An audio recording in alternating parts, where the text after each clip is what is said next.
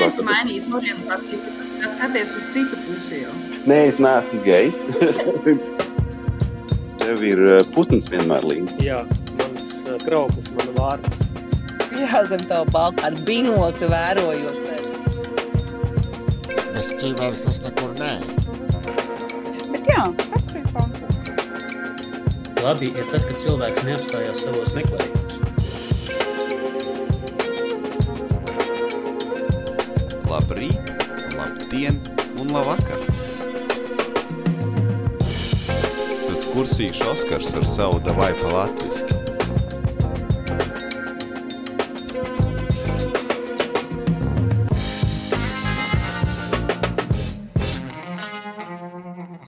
Divi puiši skrien pa ielu. Ielas galā maukumā šie pieskrien pie durvīm. Tur attaisās mazu lūciņu vaļā, un tāda pavacāka sieviete attaisa vaļā. Saka, ko jūs gribat? Puišie saka, ko mēs varētu dabūt pa 2,50 šeit? Tāda saka, jūs pa 2,50 paši sev tajos krūmos.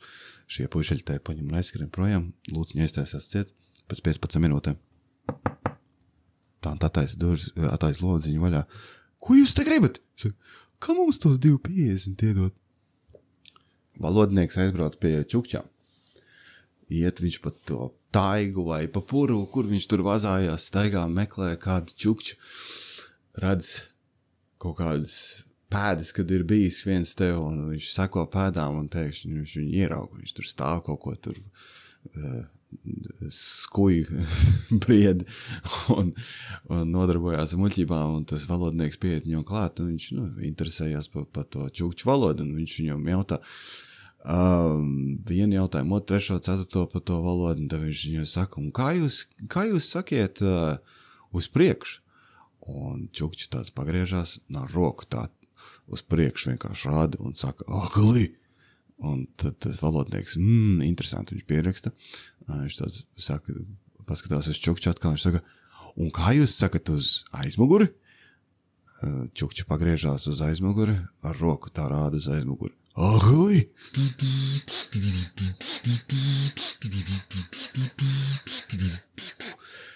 Nu ko, labdien, labvakar, labu nakti, nezinu, kas ko dara. Jā, atzīstos vainīgs, es nebiju neko licis pagājušajā svētdienā. Tie, kas bija ārkārtīgi vīlušies manī, es ļoti atvainojos. Bet, īsāk sakot, nebija galīgākās nekādas iedvesmas pavisam un konkrēti, jo, nav jo. Vienkārši nebija nekādas iedvesmas kaut ko darīt. Man šķita, ka man nav ko teikt, un šodien arī man nebūs daudz ko teikt, es vienkārši domāju tā pastāstīt, kas notiek, ja kāds seko līdz maniem straujiem dzīves līkumiem, tāpēc piesprādzējies, mēs tās izstāstīsim, es izstāstīšu. Lūk, tad pēdējais, pie kā es paliku, bija tas, kad es esmu aizgājis no darbu un es esmu bezdarbnieks. Lūk, un tas bija 2 nedēļas atpakaļ. Variet mani apsveikt, aplausis studijā, es esmu atpakaļ darbā, es esmu strādātājs, tagad darbinieks, es strādāju savā iepriekšējā vietā, nevis no kurienes aizgāju, bet tajā darbavietā, kur es strādāju pirms tam. Man tās vietas šefs piezvanīja no rīta pirmdienu pagājušo un saka, dzirdēju, ka esi aizgājis un ka tev tagad nav ko darīt mājās, davai nāc atpakaļ kā krāsotājs. Nu, ok. Es daudz diži nedomāju un, protams, apmaksāšu alga ir mazliet mazāk un tādā garā. Taču vismaz ir darbs un viss notiek uz priekšu. Pēc būtības gaisma atkal ir mājās. Desēja leduskapī. Tā kā viss ir ok tādā ziņā. Lūk, es nostrādāju visu nedēļu, īstenībā baigi interesanti nostrādāties atpakaļ darbavietā. Man nesanāca daudz krāsot, jo krāsotājiem tur bija viss pilns, un tad līdz ar to es palīdzēju cilvēkiem strādāties tajā departamentā, kurā es strādāju pirms tam, un šķita tas pats jocīgākais bija tas, kad piegāja pie tiem attiecīgajiem darbiem, tu viņus strādāt, liekas tāds tā kā, tā sajūta ir tāda, it kā tu esi pamodies no nereāli ļauna murga vienkārši, un kad tagad viss atkal ir tā kā bija, vai ne, un tas murgs it kā tā kā ir pārgājis. Un, kas ir no vienas puses forši, tas nozīmē, ka, teiksim tā, garīgi es esmu atgriezies tur, kur man vajadzēja būt prātam, es domāju, bet, vienīgais tas, kad es esmu, tā teikt, solē uz atpakaļ it kā no vienas puses, jo es esmu atpakaļ tajā pašā darba vietā, un es strādāju tur, kur es negribēju strādāt pirms tam, vai ne? Tas nozīmē, ka es kaut kādā veidā pret spalvu braucu daļai. Taču nav tik traki, jo ir vis kaut kādi citi plāni, ko es esmu galvā jau esmu izdomājis mazlietiņu, un kurus es, teiksim tā, nebūtu varējis pilnveidot, ja es nebūtu pastrādājis tos 4 ar kapekām mēnešus tajā otrajā darbvietā, kurā es varēju mazliet iekrāt un finansiāli neuztraukties par sevi, lai es varētu nolikt sev tās tiesības. Vai ne? Un tagad es esmu no turienes prom, un man ir arī savas tiesības. Līdz ar to es esmu piepildījis daļu no tā, kas man, tā teikt, pietrūka tad, kad es biju tajā pirmajā darbvietā. Lai es varētu, teiksim tā, kā lai paskaidro, pirms, kad tu kaut kādas plānus veido, tev ir attiecīgie tie plānu puzles gabaliņi, kurus tu liec, lai tur pilna bilde sanākt, un tad, kad es strādāju tajā vecajā vietā, tad es sapratu, ka viens no tiem lielākajiem puzles gabaliņiem ir tās tiesības, lai es kaut kur varētu, teiksim, kaut kāds progress, lai varētu notikt. Taču tā apmaksa bija tik zema, kad es vienkārši bija iestājusies, tā teikt, stagnācijā, ja? Kad nespējas nekādīgi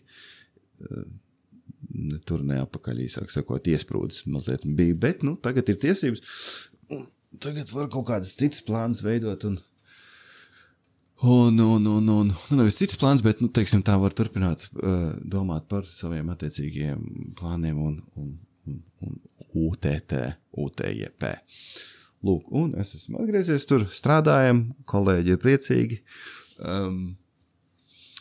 ka es esmu atgriezies, jo tad mani nav jāapmāca, un tur uzreiz pat taisnojas, kā pieslēdzos klātā, es daru tā kā to, ko es visu darīju jau iepriekš, un tādā garā, tā kā, tās puses ir baigi viss forši. Lūk, nostrādāju, jau esmu pilnu nedēļu, jau esmu nostrādājis. Jā, darbvietā nekas tāds īpaši nenotiek, izņemot to, ka es te beidzot atkal varu klausīties podcasts austiņās pats. Nē, es neklausos pats savu podcastu. Es klausos citas lietas, un šodien, bet pagājušo nedēļu bija baigi interesanti par citplanētiešiem, jo kādam baigi interesē. Un tad bija viena interesanta intervija, kas tāda diezgan teiksim, liela intervija ar Davidu Grašu bija. Ja kāds ir iedziļinājies, tad par šo te tēmu, tad ir varbūt interese jums paklausīties, kur viņš ar Joe Rogan runāja. Bet tā, es neiedziļināšos par citplanētiešiem, tāpēc, kad jā, tas ir tikpat labi, ja es runātu pirmsim par zīlētājiem nopietnā balsī. Lūk, un nostrādāju visu nedēļu, traļvaļi, etaņam izdavali, un tad sanāk šo pagājušo piekdienu vakar, jo šodien ir sestdiena, un rītā būs svētdiena, novembra beigas, es biju Londonā, jo meitai un meitas omei bija pasabeigusies. Tad īsāk sakot, abas divas vedu uz Londonas Latvijas vēstniecību. Tas ir vienīgais veids, kā viņus atjaunot. Tās pasas, tās papīras, un nācās braukt man līdzi kā gidam, jo meitas māte bija daudz aizņemtāka, un man šis bija, teiksim tā, jau aizrunāta diena jau vecajā vietā, un līdz ar to tas ir nopietna lieta, tie ir papīri un viss pārējais, tā kā man nācās braukt līdzi un nokārtot to visu padarīšu un palīdzēt nokārtot, ko vien var, un tad mēs pulkstenis kaut kādos 4 izgājām no mājas no rīta, lai brauktu ar ekspresu vilcienu no Līdzes uz Londonu, kas paiet 2,5 stundas aptuveni, kas ir ārkārtīgi ātri, jo, ja brauc ar autobusu, tad tas ir stabils 5 stundas, ja ne vairāk. Un daudz neērtākos sēdekļos. Lūk, aizbraucām uz Londonu, vēl bija ļoti agrs rīts, salīdzinoši bija kaut kādi 7:30, nemaldos. Tādā raitā solī aizgājām līdz vēstniecībai. Latvijas vēstniecība ir uz kaut kādas tur ielas 246, ja nemaldos. 2 iestādes ir izrādās. Viens ir konsulāts un viens ir vēl kaut kas tur tā paša vēstniecība varbūt ir vai kaut kas tam līdzīgi, bet īsāk sakot, ir 2 iestādes neatkarīgi nav viena no otras. Un man vajadzēja to otru, kur var taisīt pasi. Nu, lūk, un tad mēs ierodamies, mēs bijām mazliet par agru, jo viņi varētu vaļā no 9, un tad mēs sēdējām un priecājāmies. Jā, meitas māte atrada rokas pulksteni ārkārtīgi dārgu uz ielas, kamēr mēs gājām uz vēstniecību. Tas bija tāds baigi dīvains moments, bet mēs gājām un es vēl runāju par to, pasties kādas sausas lapas, te nav līs vispārībā, spārdītās lapas, kamēr eju uz vēstniecību, un te pēkšņi Ināra man pieskrien klāt un saka, skaties, un rāda man rokas pulksteni.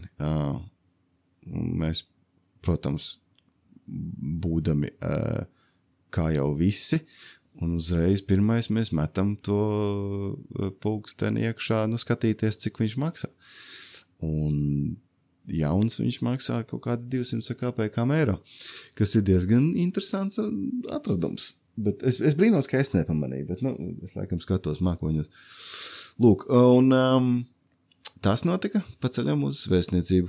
Nu, lūk, un protams, tas mums tādus priekus dod, un tad mēs sēžam, mēs diskutējām to pulksteni, pirms atverās vēstniecība vaļā, un vēstniecībā atverās durvis, mums saka labrīt, kas ir ārkārtīgi nepierast personīgi man, jo latviski dzirdu ļoti reti kādu sakam, kaut ko vispārībā.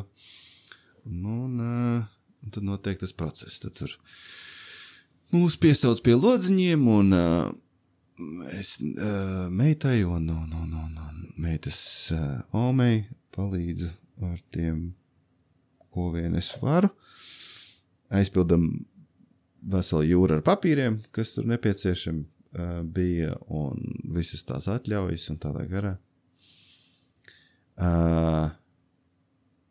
Meita bija baigi nervozē, jo meita latviski mazlietiņi runā, teiksim, 20-30%, 30-40%, ok, iedosim, 30-40% viņa runā latviski, jo ar Omi ir latviski tikai jārunā.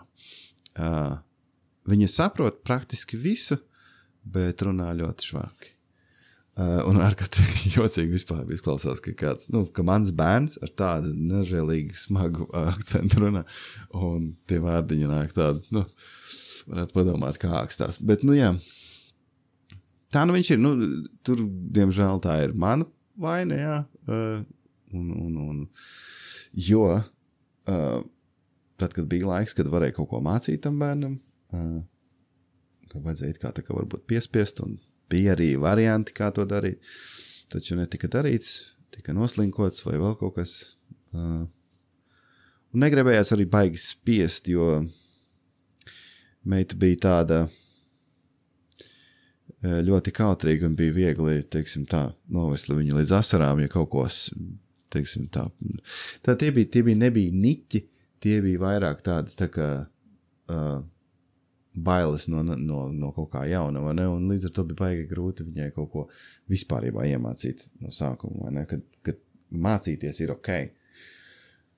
Lūk, un līdz ar to tā valoda mazliet viņa izpalika, un tad galā es sāku slinkot, jo man ir vieglāk pēc tam arī, piemēram, tad visu dienu runā, piemēram, pa angliski darbā, un tad atnāc mājās, un tad tur sīkāja, un tad viņai taču īsāk ir vienkāršāk pateikt, un, piemēram, to šo paņem šito, vai atnes to, vai izdara šito, vai kā tev gāja, un tādā garā. Tas ir vieglāk to pateikt viņai angliski, tāpēc, ka es tad zināšu 100%, ka viņi saprata, ko es no viņas gribu, un tad viņi arī man 100% var atbildēt, kas notika, jo, piemēram, ja viņai būtu jāatbild latviski, tur varētu kaut kas izpalikt, un tad mēs viens otru pārprastu, un tad būtu, pirms, ka mēs te vispār latviski runājam. Un īsāk sakot, jā, es arī laikam esmu izvairīgs es laikam izvairījos arī no kaut kādiem tādiem nepatīkamiem momentiem. Tāpēc es arī baigi neiespringu ar to latviešu valodas mācīšanu mājās. Nu, lūk, un tāda mums tā situācija, bet, nav baigā traģēdija, jo ar viņu dzīvo Ome, un Ome tikai latviski var, un viņa nemāk angliski, un tad sīkai piespiestā kārtā tas ir jādara. Tā kā, ja pat esam visi slinki, kaut kāds progress notiek. Lūk. Nu labi. Un tad viņas tagad visas aizpilda savus papīrus, tur starp citu bija baigi patīkami sastrādāties tur konsulātā, jo visi cilvēki, ar ko es kontaktējos, bija ārkārtīgi laipni. Teiksim tā, jā. Es aizmirstu, diemžēl, vārdus, un es diez vai vispār vajadzētu man viņus pieminēt. Es nezinu, vai drīkst vai nedrīkst, bet labi, ka es neatceros. Vot. Un, un tad tur bija, un uzgaidāmajā telpā tur bija arī vairāk tie latvieši. Tur bija pāri, kopā kaut kādi, možda 6-8 cilvēki, kaut kur tā plus mīnus, tajās 9 no rīta. Un izsauca mūs iekšā otra kabineta, kur uztaisīja bildi, paņēma sīkajai pirkstnospiedumus, un tad jāgaida ir pasi pa pastu, īsāk sakot. Un tas arī bija viss, un tad mums bija laiks līdz vilcienam atpakaļ, mums bija laiks, visi bijām pabeiguši ap 9:30, un mums vilciens bija 1:30, un tad mēs pie sevis domājam, mums vēl tikai tik nenormāli daudz laika, aizskriesim, pastaigāsim apkārt riņķī kaut kur pa Londonu, apskatīsim vismaz tos lielākos, teiksim tā, pieminekļus, ievērības cienīgus objektus. Tā mēs Pirmais uzdevums bija sameklēt tualeti. Tas bija visgrūtākais, vistrakākais uzdevums. Es nebiju iedomājies, ka tas būs tik sarežģīti. Bet jā, viņi ir ārkārtīgi grūti. Visur ir kodi priekšā, visur ir jāpērk ir kaut kādas preces. Un, piemēram, tu ieej iekšā kafejnīcās, Starbucksos un visās tādās vietās. Visur kaut kas tev jāpērk. Tas, it kā tā jau nebūtu baigā problēma. Es zinu, ka Latvijā tā arī ir, jā, bet, es esmu pieredzi pie tā, ka, ja tu vienkārši atnāc, tad tu vienkārši gāzies iekšā un nokārto savas lietas, vismaz līdzā. Vai arī, piemēram, ir liela supermarketa, kuros ir lielas toaletes, vai ne, un tādas lietas, bet Londonā nekur viņas tajā pašā centrā vismaz atrast, viņas bija baigi sarežģīti. Mēs izstaigājām kaut kādas 4 kafejnīcas, kurā mēs beidzot pašā galā atradām McDonald's, kur mēs tikām iekšā bez kodiem. Kas bija super, jo bija sasniedzis tādu līmeni, kad bija jau tāda, mazliet panika, kur likties tagad, vai ne, un mums visiem 3. Jo bija dzertas kafijas un vispārējais, tagad tāds, bišķiņ tāda trauksme. Bet jā, McDonald's izglāba, tad mēs paēdām tur pusdienas, un tad uzreiz no McDonald's pataisno valājām uz Big Benu. Tur pāris fotogrāfijas tika veiktas, un uzgājām uz London Bridge, man liekas, ka tas skaitās, vai kurš tas ir, īsāk saku pie Big Bena un parlamenta ēkas. Man liekas, tas ir, London Bridge, man liekas, ka ir nākošais. Šitas ir kaut kas cits. Šitas varētu būt kaut kāds Westminsters Bridge. Jā, kas zin. Jā. Kam rūp. Un, jā, nu šausmīgi daudz turisti, protams, visu riņķī apkārt, viss tāds baigākais pūlis, drūzma. Pat sīkā teica, ārprāts es neesmu dzirdējis nevienu angliski runājumu, jau labu laiku, kamēr esam pa Londonu. Es zinu tādu faktu, ka 2011. gadā, tad, kad taisīja tautas skaitīšanu Anglijā, tad Londonā baltais vīrietis vai sieviete ir minoritāte Londonā. Tā kā jūs aptuveni varat iedomāties, kā tas varētu izskatīties uz ielas. Ja, bet, nu, tieši tajos turisma objektos, jā, tur ir šausmīgi daudz turisti no visām malām var dzirdēt amerikāņus, var dzirdēt spāņus, itāļus, frančus, varēs dzirdēt. Šur tur kādi japāņi, varbūt ķīnieši, korejieši. Tā kā, nu tāds rītīgs kultūras katls, mikslis, nenormālākais. Es domāju, kamēr viņi, piemēram, turistojas, viss ir okei, bet visinteresantāk, man liekas, ir tad, kad viņi visi iet ēst vakarā vai, piemēram, iedzert kaut ko. Tad ir droši vien ejot, piemēram, Londonā pašā centrā kaut kur tusēt, ir ļoti interesanti droši vien, kad varētu uzskriet kādiem interesantiem cilvēkiem virsū. Padalīties ar saviem iespaidiem un tādām lietām. Lūk. Un tad mēs nogājām garām gar Downing Streetu, kas ir tur, kur tehniski premjers dzīvo, Rishi Sunaks mūsējies. Un tad mēs nogājām gar Trafalgaru, mazliet gar malu iekš Soho. Mēs izgājām cauri, kas bija tāds. Īstenībā Londonai ir tāds savdabīga aura, kur, kā lai paskaidrot, piemēram, kad tu brauc uz pilsētu, nu Rīgai, piemēram, ir savdabīga aura. Ja? Vai Liepājai. Ventspilī ir sava tāda interesanta, bet nu viņa tāda Jelgavai nav. Es nejūtu neko Jelgavā. Kaut arī es esmu, tur piedzīvojām visu kaut kādi bijuši Jelgavā, bet Jelgava nešķiet, tāda, nezinu, kaut kas viņai tur trūkst. Bet Liepājai 100% ir aura, un Ventspilī ir. Lūk. Un Rīgai. Nu, un līdzīgi ir arī Londonai. Londonai taču ir kaut kāda tāda pavisam interesanta tā enerģija, tāpēc, ka tā pilsēta ir šausmīgi veca. Un līdz ar to ir tāds pilnīgi liekas, ka tās sienas ir piesūkušās ar visu to vēsturi. Un kad tu staigā pa tām ielām,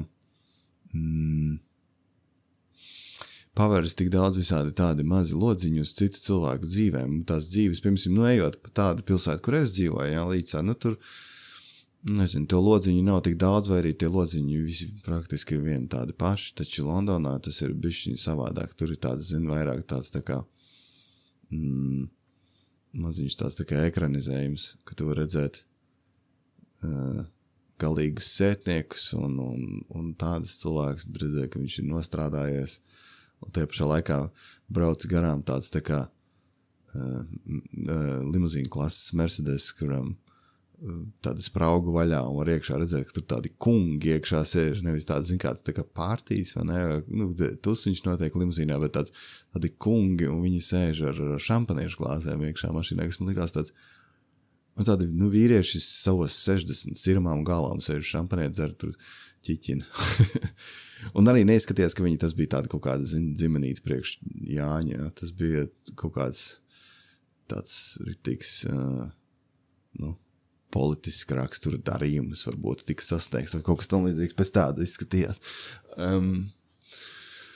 Jā, kā jau teicu, tie ārzemnieki visās malās ir, un arī tad tur, piemēram, tā ģimenīte skrien, vai ne, un tad tu nevar īsti tāds, tu viņus, uz viņiem skaties, un liekas, ko viņi dara, kādas darbas viņi strādā savā zemē, un ar ko viņi nodarbojās, un kādi tie iespaidi viņiem ir, vai viņi ir nokaitināti jau, vai viņi vispār sap, vai viņi ir pazuduši no savas grupas, vai viss ir ok ar viņiem, vai ne? Tā interesanti bija paskatīties, vai kādus viņas stāstus aizvedīs mājās. Tad īsāk sakot, ja kāds viņiem prasīs, nu, kā jums gāja, vai ne, vai arī tieši otrādi viņiem tur būs prieks, kad viņi bija bijuši un ka tas iespējas ir. Nu, lūk, un Omi arī nekad nebija bijusi Londonā. Un tad es mēģināju. Viņai, protams, bija grūti, es varēju redzēt pēc sevis, ka viņai jau ritīgi bija ZB skraidīt mums no muguras, bet es gribēju, lai viņa paspēja visu kaut ko redzēt. It kā mums bija plānots iekš metro, saucamais tube, vai arī underground train, whatever, es nezinu, kā viņš būs latviski, bet viņš man liekas, ka latviski ir metro skaitā.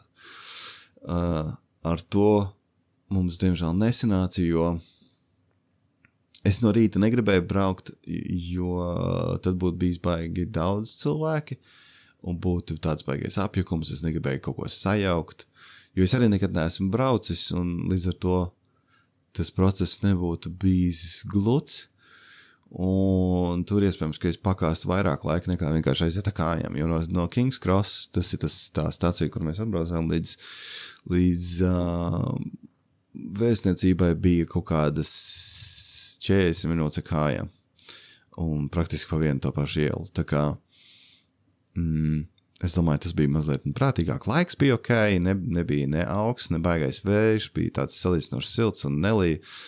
Un plus pulksten atradām. Ar metro braucot nebūtu neko atraduši.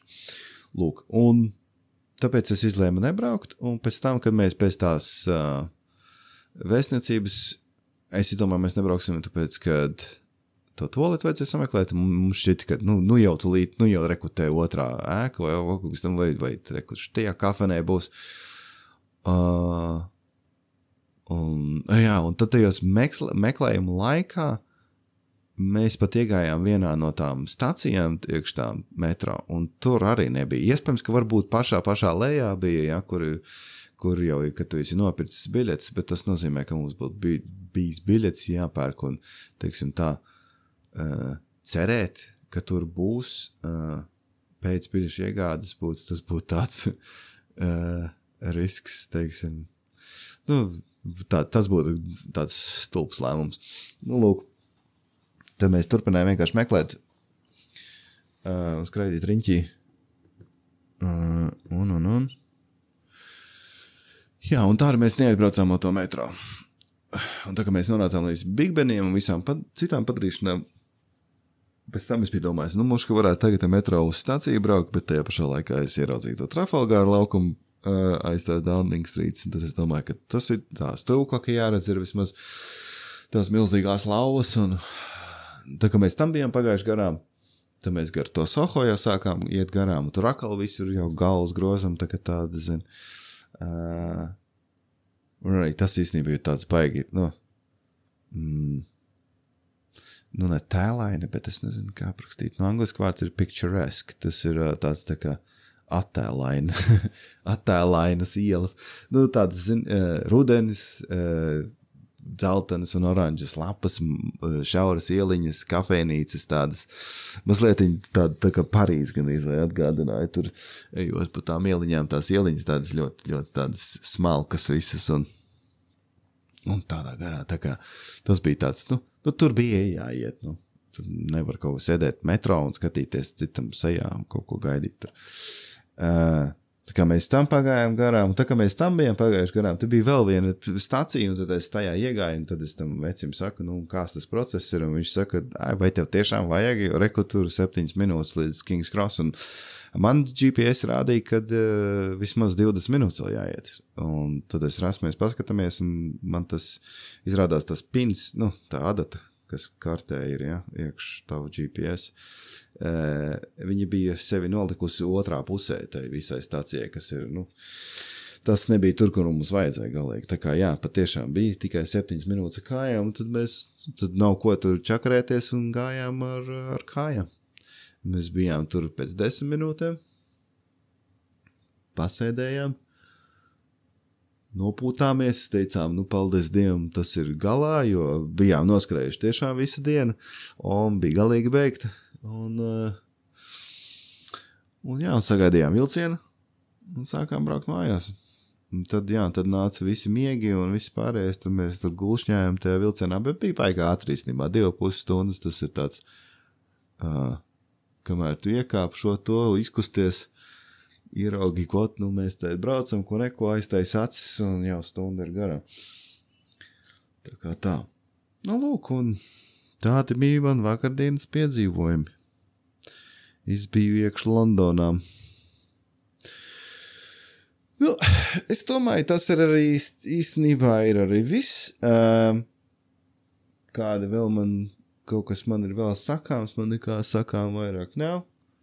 Pagaidām, viesi, protams, pagaidām nav. Es vēl, kā jau es saku, man pat nebija iedvesmas priekš pagājušās svētdienas atvērt muti vispārībā, tā kā šodien es domāju, ka man tas ir obligāti jādara, lai vai ko. Vienīgais tās rupjās anekdotas tagad man nāk, es, atceros, jo es centos it kā tādas tās tīrās stāstīt. Šitās laikam būs jāizpīkstina tur, kur man ir rupjības. Tā pirmā vispār tikai tāda rupina. Nu labi, ko es te sākšu spriedelēt, kādas tas var... Ok, viss. Shut up. Nu ko, izbaudiet savu svētdienu vai pirmdienu. Un tādā garā. Un, nezinu, tiekamies varbūt nākošu nedēļu. Izdomāšu varbūt kaut ko beidzot, ko jums tādu interesantu pastāstīt. Jā, tas ir arī viss. Čau!